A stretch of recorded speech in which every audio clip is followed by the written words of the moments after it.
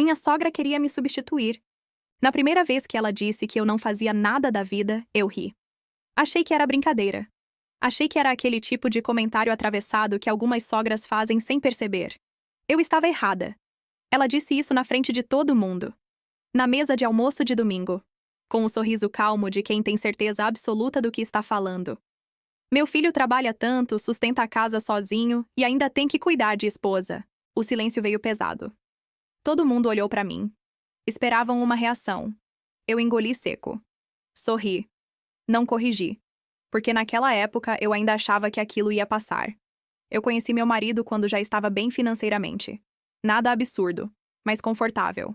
Empresa estável, renda fixa, reserva. Ele, ao contrário, estava começando. Trabalhos temporários, mudanças constantes, sempre dizendo que só precisava de uma chance. Eu acreditei, ajudei. Paguei aluguel quando ele ficou desempregado. Paguei curso, ajudei com dívidas antigas, bancava viagens para esfriar a cabeça. Nunca joguei isso na cara dele. Nunca fiz questão de parecer superior. Eu amava ele. E amor, pra mim, sempre foi parceria. A mãe dele nunca gostou de mim, desde o início. Ela dizia que eu era muito quieta. Que mulher boa era a mulher que vivia para a família. Que carreira deixava a mulher fria. Mas o tom mudou quando nos casamos. Virou desprezo aberto. Sempre que eu chegava cansada, ela comentava que cansaço de quem trabalha em escritório não era cansaço de verdade. Quando eu comprava algo melhor, dizia que eu devia economizar mais o dinheiro do filho dela. O dinheiro do filho dela. Era ele que usava meu cartão. Era ele que tinha conta conjunta comigo. Era ele que não pagava metade das coisas.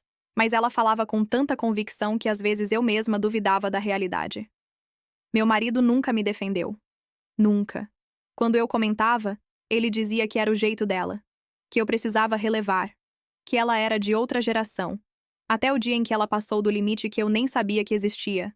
Foi num aniversário da família. Casa cheia. Parentes que eu quase não via. Ela levantou o copo, riu e disse alto: "Meu filho merece uma mulher melhor. Uma que trabalhe de verdade e não fique vivendo às custas dele." E então olhou para o próprio filho. "Não é tarde para trocar, viu?" Todo mundo riu. Alguns desconfortáveis. Outros concordando em silêncio. Eu olhei para ele. Esperei. Esperei que ele dissesse qualquer coisa. Uma frase. Um limite. Ele baixou os olhos. Foi ali que algo em mim começou a quebrar. Depois daquele dia, eu comecei a perceber coisas que antes eu ignorava. Não porque não via, mas porque ainda queria acreditar que era exagero meu. Passei a reparar no jeito como ela me olhava quando eu chegava. Sempre de cima a baixo. Como quem avalia algo que não vale o preço. Se eu ficava quieta, era porque eu era submissa demais. Se eu falava, era porque eu queria aparecer. Qualquer coisa que eu fizesse era usada contra mim. O pior não era ela. Era ele. Meu marido assistia a tudo como se fosse um espectador neutro. Como se não tivesse nada a ver com aquilo. Como se a humilhação não fosse comigo. Como se o silêncio dele não fosse uma escolha. Comecei a sentir vergonha em lugares onde eu nunca tinha sentido antes. Vergonha de chegar. Vergonha de sentar à mesa. Vergonha de existir. E o mais absurdo é que eu continuava pagando tudo. As contas da casa. O plano de saúde dele. O carro que ele dirigia. As compras grandes. Ele dizia que era temporário. Que assim que se estabilizasse, tudo mudaria. Eu acreditava. Ou fingia acreditar. A sogra começou a aparecer mais, sem avisar. Entrava, sentava, opinava.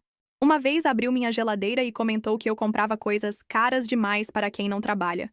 Eu respirei fundo. Expliquei que quem pagava as compras era eu. Ela riu. Um riso curto, desdenhoso. "Claro que é você, querida." Meu marido ficou vermelho. Não de raiva, de vergonha. Mas não disse nada. Naquela noite, eu chorei no banheiro, sentada no chão, tentando entender em que momento eu tinha aceitado tão pouco. Dias depois, ouvi algo que mudou tudo. Eu tinha chegado mais cedo do trabalho. Entrei em casa sem fazer barulho. E ouvi vozes na cozinha. Era ele e a mãe. Ela falava baixo, mas não o suficiente. Disse que eu era um peso. Que ele merecia alguém melhor. Que se ele se separasse, ela ajudaria a recomeçar. E então veio a frase que eu nunca esqueci. "Ela só está com você porque precisa do seu dinheiro." Eu senti o corpo gelar. Meu marido respondeu algo que me cortou por dentro. "Eu sei, mas por enquanto é conveniente." Ali eu entendi tudo. Não era só omissão. Era conivência. Era cálculo. Eu não era esposa. Eu era um recurso. Naquela noite eu não discuti, não confrontei, não chorei na frente dele.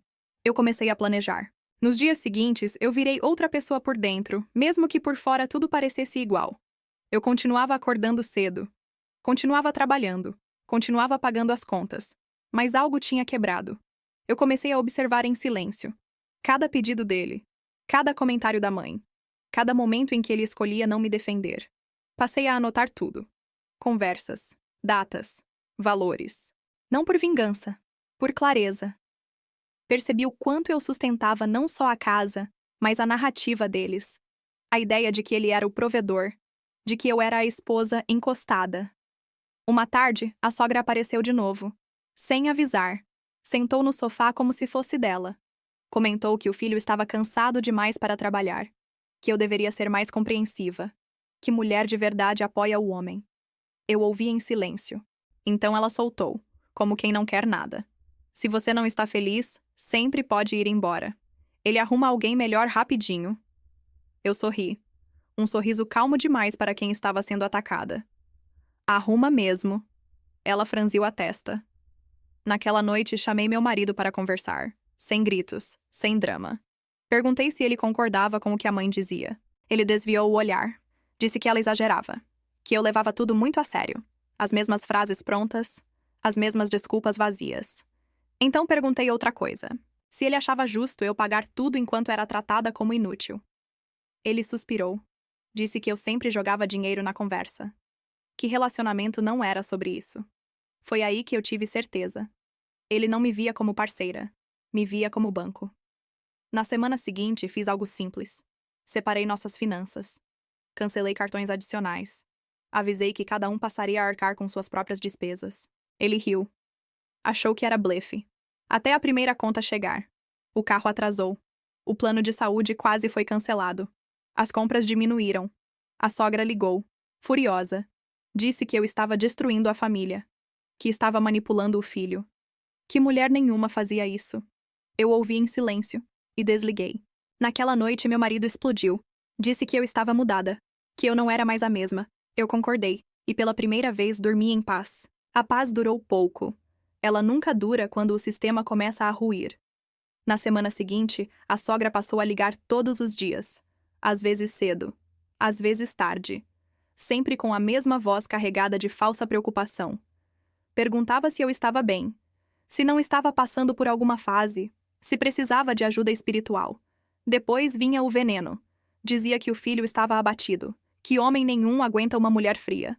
Que eu estava me achando demais porque ganhava dinheiro. Meu marido começou a repetir as frases dela. Quase palavra por palavra. Dizia que eu estava distante. Que eu tinha mudado depois de crescer profissionalmente. Que eu deveria ser mais humilde. Humilde. Essa palavra ficou ecoando na minha cabeça por dias.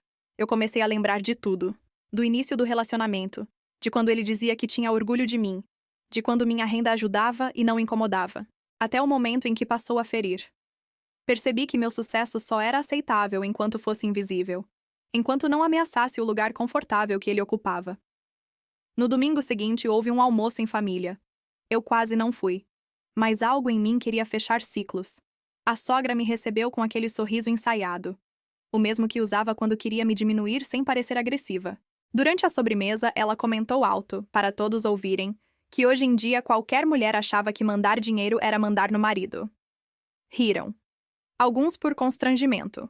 Outros por concordarem. Olhei para meu marido.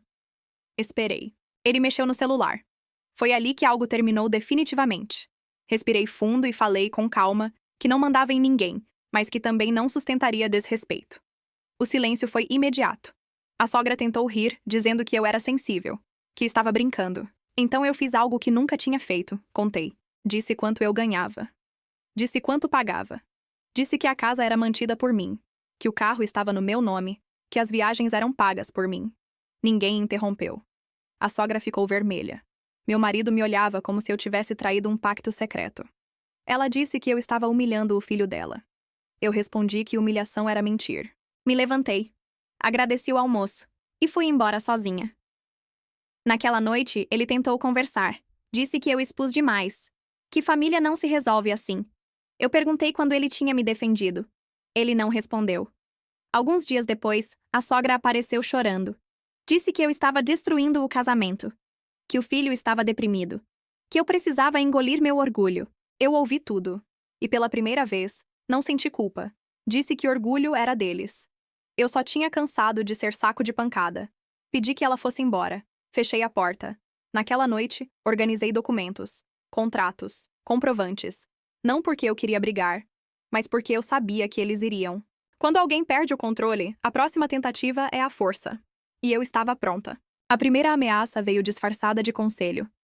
Meu marido disse que eu estava indo longe demais, que eu precisava pensar melhor, que casamento era parceria. Eu perguntei quando essa parceria existiu para mim. Ele suspirou. Disse que eu estava guardando rancor, que a mãe dele só queria o bem. Sempre essa frase. Só quero o bem. Na semana seguinte, a sogra espalhou para a família que eu estava controlando o filho, que eu o humilhava por ganhar mais, que eu fazia questão de lembrar isso todos os dias. Pessoas que nunca perguntaram como eu estava começaram a mandar mensagens, algumas sutis, outras agressivas. Diziam que dinheiro não compra caráter, que mulher de verdade apoia o marido, que eu precisava aprender a ser esposa. Eu li tudo. Não respondi nada. Meu marido começou a dormir no sofá. Dizia que precisava de espaço, mas continuava usando o cartão que eu pagava. Um detalhe pequeno, mas revelador. Foi quando eu percebi que ele não queria distância, queria controle. Controle sem confronto, sem assumir posição. A sogra apareceu de novo, dessa vez sem avisar. Entrou como se ainda mandasse ali. Disse que tinha conversado com um advogado, que em casamento tudo era dos dois, que eu não podia simplesmente decidir as coisas sozinha. Eu sorri. Um sorriso calmo. Disse que ela estava certa em uma coisa, que era hora de advogado mesmo. Ela ficou confusa. Expliquei que a casa era minha antes do casamento, que os investimentos estavam no meu nome, que a empresa era minha e que eu tinha provas de tudo. O rosto dela mudou. Foi a primeira vez que me olhou sem desprezo. Olhou com medo. Ela tentou recuar. Disse que eu estava exagerando, que ninguém queria briga. Eu respondi que também não, mas que não aceitaria mais abuso. Meu marido entrou na sala. Ouviu a conversa pela metade. Ele me acusou de estar criando um clima horrível. Disse que eu estava destruindo a família dele. Eu perguntei se ele me via como família. Silêncio. Esse silêncio respondeu tudo. Naquela noite, pedi para ele sair. Sem gritar. Sem drama. Disse que ele precisava decidir quem ele era, mas que eu já tinha decidido quem eu não seria mais. Ele achou que era blefe. Disse que eu ia me arrepender. Arrumou algumas coisas e foi para a casa da mãe. A casa ficou estranhamente silenciosa, mas não vazia. Pela primeira vez, eu respirei sem medo de ser diminuída. Nos dias seguintes, vieram mensagens longas, culpas, choro, promessas vagas. Depois vieram acusações. Disseram que eu era fria, calculista, que sempre quis mandar. Eu percebi algo importante. Eles nunca quiseram parceria. Queriam meu dinheiro e minha submissão. Quando perceberam que não teriam os dois, tentaram me quebrar emocionalmente. Não conseguiram. Assinei a separação algumas semanas depois, sem briga judicial, sem reconciliação. A sogra nunca mais falou comigo. Meu ex tentou manter contato. Queria ajuda. Queria amizade. Eu disse não. Hoje moro na mesma casa. Mas ela não carrega mais vozes que me diminuem. Aprendi que quem te ama não te expõe ao ataque. Não se cala quando te ferem. E aprendi principalmente que não adianta sustentar alguém que não sustenta você quando mais precisa. O silêncio depois da separação não durou muito. Primeiro veio a curiosidade das pessoas, depois os julgamentos disfarçados de preocupação. Perguntavam se eu estava bem, mas a pergunta sempre vinha com um peso escondido. Como se esperassem que eu dissesse que me arrependi. Não disse. Meu ex começou a aparecer nos lugares onde eu ia. Nada direto, nada explícito. Curtidas em fotos antigas, mensagens neutras demais. Espero que esteja bem. Passei perto do seu trabalho hoje. Eu não respondia. Isso pareceu irritá-lo mais do que qualquer confronto. A sogra, que tinha sumido, voltou por terceiros. Gente em comum. Parentes distantes. Diziam que ela estava doente. Que sentia minha falta. Que nunca quis me magoar. A mesma mulher que dizia em voz alta que o filho devia trocar de esposa. Eu ouvi tudo em silêncio. E segui minha vida. Foi quando veio a tentativa final. Uma tarde, cheguei em casa e encontrei meu ex sentado no sofá, com a chave reserva, a que eu tinha esquecido de trocar. Ele estava abatido, barba por fazer, rosto cansado. Disse que a mãe estava passando dos limites com ele agora, que nada era suficiente, que ele finalmente entendia o que eu sentia. Disse que me amava. Eu ouvi, com calma. Perguntei se ele estava ali por amor ou porque tinha perdido o conforto. Ele não respondeu de imediato. Disse que eu era dura demais, que não precisava humilhar ninguém para provar força. Eu respondi que firmeza não é humilhação, é limite. Expliquei que ele teve todas as chances, que cada silêncio dele foi uma escolha, que cada vez que ele não me defendeu, ele escolheu o lado dela, e que escolhas têm consequências. Ele chorou. Disse que a mãe sempre foi assim, que era difícil confrontar. Eu disse que eu também achei difícil, mas fiz mesmo assim. Pedi que ele devolvesse a chave. Ele hesitou. Repetiu o pedido. Ele entregou. Depois disso, vieram boatos. Que eu era controladora. Que eu abandonei um homem fragilizado. Que dinheiro me deixou arrogante. Eu deixei falarem. A verdade não precisava da minha defesa. Ela aparecia sozinha com o tempo. Meses depois, soube que ele estava morando de favor. Que a mãe agora o cobrava tudo. Que ele finalmente precisava se virar. Não senti prazer nisso. Nem culpa. Senti encerramento. Hoje, quando penso naquela mulher que se calava para manter a paz, quase não me reconheço. Entendi tarde, mas entendi. Paz que exige humilhação não é paz. E amor que pede silêncio diante do abuso não é amor. Eu não perdi um marido. Perdi um peso que eu carregava sozinha enquanto fingiam que eu não fazia nada. Depois disso, a vida não virou um conto de fadas. Virou algo melhor. Virou silenciosa. Nos primeiros meses, eu estranhei não ter ninguém opinando. Não ter ninguém corrigindo meu tom. Não ter ninguém diminuindo minhas conquistas para caber no orgulho alheio. Às vezes, eu ainda me pegava pensando antes de falar. Antes de comprar algo. Antes de comemorar uma vitória. Era como se a voz dela ainda ecoasse. Demorou um pouco até eu entender que aquilo era resíduo. Não saudade. Não amor. Condicionamento. Continuei na terapia. Continuei trabalhando. Continuei reconstruindo a relação comigo mesma. Aprendi algo que nunca tinha sido ensinado. Que eu não precisava me explicar para existir. Que meu valor não diminuía ninguém. Que eu não era responsável pelo desconforto de quem se beneficiava do meu silêncio. Parei de tentar ser aceita. Passei a ser inteira. Algum tempo depois encontrei alguém novo. Sem pressa. Sem promessas grandes. No primeiro jantar em família, alguém fez um comentário atravessado. Nada agressivo, só aquele tipo de piada disfarçada. Antes que eu reagisse, ele respondeu. Com firmeza. Com respeito. Não foi grandioso, foi simples. E eu senti algo que nunca tinha sentido antes. Segurança. Não porque alguém me salvou, mas porque eu sabia que, se não fizesse, eu mesma faria. Hoje, quando olho para trás, não sinto raiva da minha sogra. Sinto pena. Ela precisava diminuir alguém para se sentir grande. Eu precisei aprender a não aceitar isso para sobreviver. Meu ex tentou contato mais uma vez, meses depois. Disse que estava mudado. Que a mãe tinha sido injusta comigo. Eu agradeci a reflexão. E disse que não voltaria. Não por orgulho, mas por coerência. Entendi que amor não exige que você se torne menor. Que parceria não acontece só quando convém. Que quem te ama não te coloca em posição de ataque e chama isso de família. Eu não perdi um casamento. Ganhei um limite. E com ele, uma vida onde ninguém precisa gritar para ser ouvido. Com o tempo, as pessoas pararam de perguntar. Quando perceberam que eu não voltaria atrás, o interesse diminuiu. Não havia mais drama para acompanhar. Alguns amigos se afastaram. Outros se aproximaram de um jeito diferente. Mais honesto. Menos curioso. Aprendi a reconhecer quem gostava de mim pelo que eu era e quem só gostava da versão que se anulava para manter todo mundo confortável. Minha carreira avançou mais rápido do que antes. Não porque eu trabalhava mais, mas porque eu trabalhava sem peso. Sem a sensação constante de estar devendo algo a alguém. A casa mudou de energia. Não no sentido místico, no sentido prático. Não havia mais tensão no ar. Não havia mais cuidado excessivo com palavras simples. Não havia mais medo de ser mal interpretada por existir. Pintei paredes. Troquei móveis. Joguei fora coisas que nunca escolhi, mas aceitei. Cada mudança pequena parecia uma declaração silenciosa de que aquele espaço agora era meu por inteiro. Às vezes eu lembrava da sogra e da forma como ela dizia que eu não fazia nada. Eu sorria sozinha. Não por ironia, mas por clareza. Entendi que ela precisava daquela mentira para sustentar a própria narrativa e proteger o filho da realidade que ele evitava encarar. Nada daquilo tinha sido sobre mim. Nunca foi.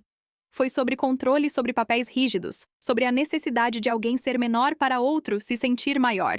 Hoje, quando alguém tenta me diminuir, eu reconheço rápido. Não explico. Não argumento. Não provo. Eu me retiro. Aprendi que não é minha função educar adultos que se beneficiam da minha confusão. Se alguém pergunta se me arrependo, eu respondo a verdade. Me arrependo de ter ficado tanto tempo tentando ser aceita em um lugar onde meu silêncio era mais valorizado do que minha dignidade. Não me arrependo de ter saído.